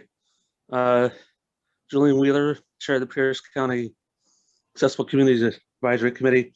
I just wanted to remind you our next regular session is going to be Tuesday, July 13, 9 o'clock in the morning on Zoom. I feel the need to say this. Thank you again for having these things on Zoom and within the hearing of my microwave there, sorry. I would like to think that these will stay on Zoom and to have a remote attendance option. So whether some people want to meet in person or not, I support that. But please have this stay on Zoom. I really appreciate this convenience. So our ACAC, we help expedite funding for accessibility projects in Pierce County. I'll put, if there's time for the announcement, I'll put it in the chat box. Otherwise, thank you very much. Have a good weekend. Thank you, Julian. Maureen? Okay, if you missed the chat, the stability site is out of water. I've reached out to Linda Stewart, and she's working on it. I've reached out to Heather Moss. Jan has reached out to Nourish Pierce County.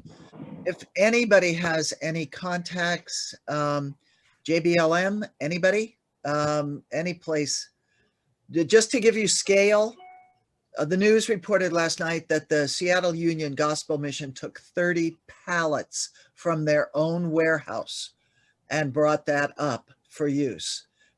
We've got 4 pallets right now. 2 are gone. I don't know the status in Puyallup, but if you need water today, get over to the Puyallup Salvation Army and pick it up. So, Maureen, yeah. this is Sheila. I'm sorry? Go ahead. It's Sheila, Maureen. Yeah.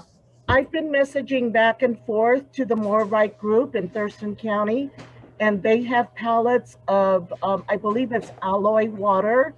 If you need to pick them up, you would need to do it before 2 o'clock this afternoon, or they won't be open again until Monday at 10 o'clock. I'm trying to get the address from them right now. Well, that's good. I just got a message from Jeff Rogers and they got water.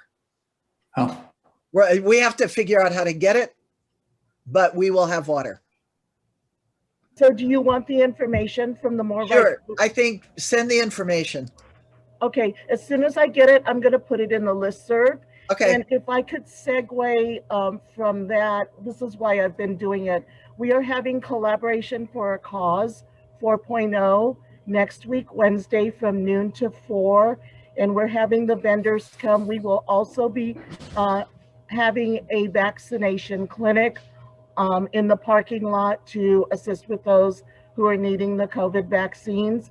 And what I've been trying to do while everybody, has been going back and forth is I've been trying to coordinate picking up pallets of water. I'm still working on that. So cross your fingers, everyone. I am hoping to have pallets of alloy water available Wednesday for the event, for the community, to have. So thank you so much, and please attend. Sheila, where will that be held?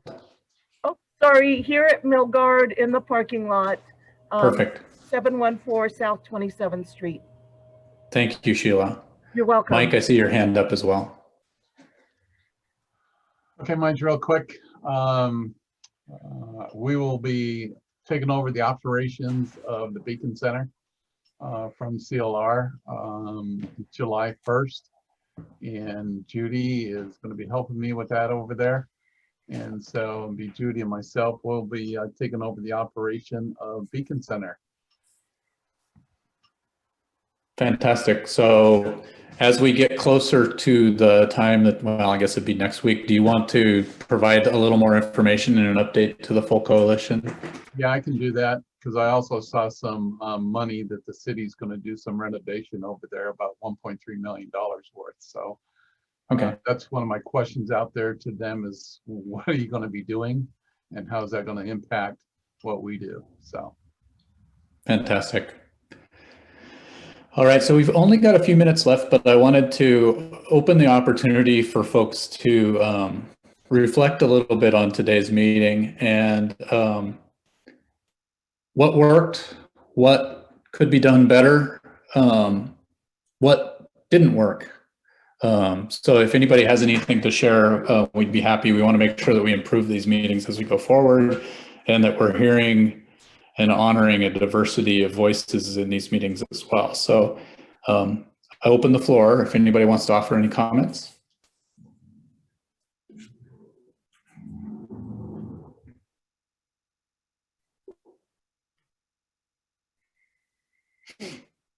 And know that if you don't want to share the comments in the public session, go ahead. Yes, Cece. I do. Hi, everybody.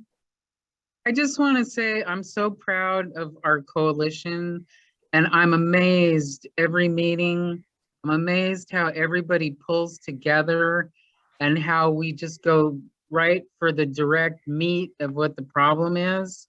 I'm just so proud of everybody. And I'm proud to be a part of this. No, I'm going to tell them that Thank we you will all. have one. Thank you, Cece. Back to you. Yeah, okay, thanks. And anyone else? Yeah, Joanne? Kimberly, I was trying to find to give you a message. Kimberly, you said something, no one at Oak Tree Park to give water. So can you tell me what's going on there? And I don't know exactly what's 69th and Proctor. Is that North End? No, South 69th and Proctor. That's the site that the city's creating down the South End. Okay, so if I go down Proctor towards the south end, I'd hit 69th? The easiest way is to go down Tyler to 69th and then hang a left on 69th. 69th and Proctor's kind of a little, it's a nest, 69th dead ends at where the site is. Okay, so Kimberly, I'm gonna post my number you want to call me and I'll see what I can do to get water there. Sounds like you need some. Fantastic. Maureen? Okay, we're going to have water at the stability site. We have a location that we can continue to supply the stability site. I'm going to need a few people who can transport water from the location, which is in Pierce County, to the site. So if you have a truck, let me know and I'll get back with people. Okay? And the water will continue. We should have water. Let the water flow. Listserv. Watch the listserv. So Maureen, you want to get a hold of me? Because if I'm going to go into Tacoma anyway, I can just do some rounding. So why don't you call me? I'm looking for people who will take water from a site, an Yes. undisclosed site, to the Yes. stability site. That's all. Yes, so maybe I could do that, and could I grab some extra water for that 69th and Proctor site? The water that goes, all this water goes to the stability site. Okay. And then it goes from the stability site. Okay. To, And so if people want to transport water over the next 4 days, starting today, let me know. and my number's in the chat. All right, Maureen? Perfect. And then Joanne, I don't know if you saw the chat, but Kimberly said there weren't any campers at 69th, but then Megan added the site at South 74th near the train tracks. So obviously we got a lot of logistics to work out. Appreciate everyone being flexible, and I do want to recognize the time. It's a little bit after 11. So thank you everyone who's able to attend today. If you want to hang on the line and continue talking about logistics and the heat and the planning for next week, please do so. And thank you everybody. Stay safe.